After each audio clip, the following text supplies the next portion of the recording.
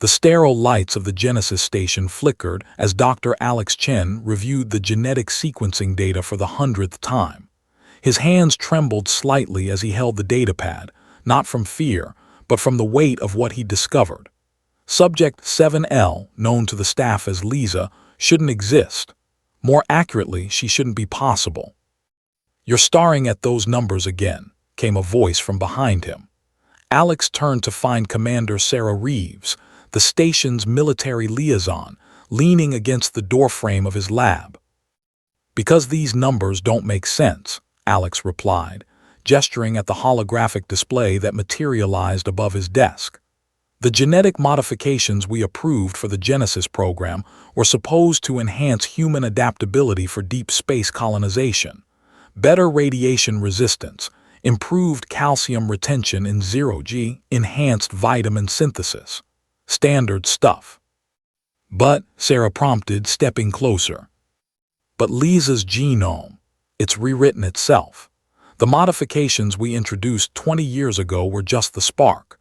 Her DNA has been actively evolving, incorporating beneficial mutations at a rate that should be impossible. She's not just adapted to space, she's transcended the baseline human template entirely." Sarah's expression hardened. The Galactic Council specifically forbade genetic enhancement beyond Category 3 adaptations. They've made it very clear that humanity's admission to the greater galactic community depends on our compliance. Alex knew this well. After first contact 15 years ago, humanity had learned they were the newest and most closely watched species in a galaxy teeming with ancient civilizations. The Council, a coalition of elder races, had established strict protocols. Species that enhanced themselves beyond natural evolution were classified as existential threats and quarantined, sometimes permanently. "I know," Alex said quietly. "That's why the Genesis program was shut down. That's why the other subjects were neutralized." "Then you know what needs to happen." Alex met her eyes. "She's not a weapon, Sarah. She's a person. A brilliant, kind person who happens to have abilities we don't fully understand. That's precisely what makes her dangerous." In her quarters 3 levels below, Lisa floated in the meditation chamber, her body suspended in the gentle, artificial gravity field. She'd always found peace here, away from the concerned glances and hushed conversations that seemed to follow her everywhere on the station. At 20 years old, Lisa had never known Earth. She'd been born here on Genesis Station, the last of the enhanced children. The others had died in the early years, complications from the aggressive gene therapies they'd told her. She'd been the only success. Or the only mistake, depending on who you asked. She opened her eyes and the room brightened in response. Not because she'd triggered a sensor, but because the lights responded to her bioelectric field. It had started small, electronic devices behaving strangely around her, computers processing faster when she concentrated on them. But lately, the connection had deepened. She could feel the station systems like extensions of her own nervous system. The life support cycling air through the ventilation, the fusion reactor's controlled burn in the core, the quantum communication array reaching out to distant worlds. All of it hummed in the back of her consciousness like a second heartbeat. Lisa had tried to hide it. She'd learned early that being different made people afraid and fear made them dangerous. But Alex had noticed. He always noticed. A soft chime announced a visitor. Lisa lowered herself to the floor as the door slid open, revealing Alex's concerned face. "We need to talk," he said. "They want to terminate you," Alex said bluntly once they were alone in his lab. "Not officially, of course. There will be an accident, a tragic malfunction. They've done it before." Lisa had suspected this for weeks, ever since the Council's inspection team had visited the station. Their multifaceted eyes had lingered on her with what she could only describe as recognition and revulsion. "The Zephrati delegate pulled me aside," Alex continued. "She said something strange. She told me that what you represent is the Council's greatest fear, a young species breaking containment, ascending too quickly. What does that mean? I've been researching the Council's history, the classified stuff they don't share with new member species. There's a pattern. Any civilization that develops certain capabilities before reaching what they call collective maturity gets pruned. Sometimes entire worlds are sterilized. Lisa felt her pulse quicken, and the lights in the lab flickered in response. What capabilities? Integration with technology beyond simple interfacing. The ability to process quantum information organically. Consciousness that can exist independent of biology. Alex paused. You're developing all three, aren't you? She nodded slowly. I didn't ask for this.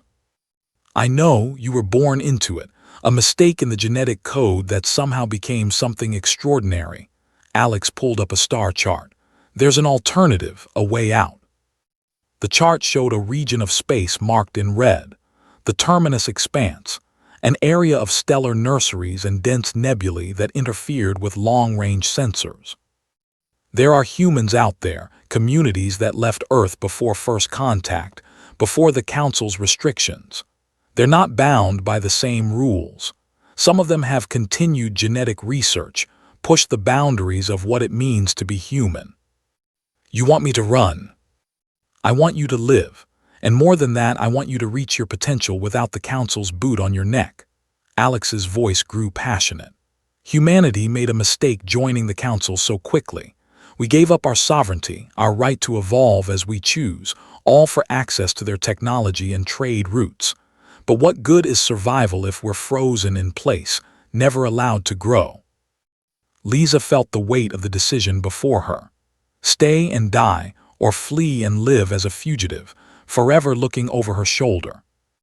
There's more, Alex said. I've made contact with a group called the Ascendancy. They're humans who believe we were meant for more than the Council allows. They've been developing something, a network of enhanced individuals, each with different capabilities, working together. They think you could be the key to something revolutionary. What kind of revolutionary? The kind that scares ancient empires. Alex smiled grimly. The Council has maintained order for 10,000 years by keeping younger species weak and dependent. But they've never encountered a species quite like humanity, adaptable, stubborn, creative. And they've certainly never encountered someone like you. The implications settled over Liza like a heavy cloak. She thought of all the humans living under the Council's restrictions, their potential stunted, their evolution controlled by beings who viewed them as children at best, threats at worst. When do I leave? She asked. 3 days later, a small transport departed Genesis Station on what the logs reported as a routine supply run to the outer mining colonies. Commander Reeves watched it go from the observation deck, her expression unreadable. Should we pursue? Her second-in-command asked. No, she said quietly, let it go. But the Council can handle their own dirty work. Sarah turned away from the viewport. I've spent my career following orders, maintaining the peace, keeping humanity in line with galactic law. But I've also studied history, real history. Every great civilization had to break someone else's rules to rise. In the transport's cargo hold, Lisa sat across from Alex, feeling the vast darkness of space around them.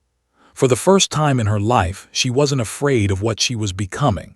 Instead, she felt something new. Purpose. Her neural implants were already reaching out, making contact with the Ascendancy's network. Hundreds of minds touched hers, enhanced humans scattered across the frontier, each one a small rebellion against the Council's control. Welcome, came the chorus of voices.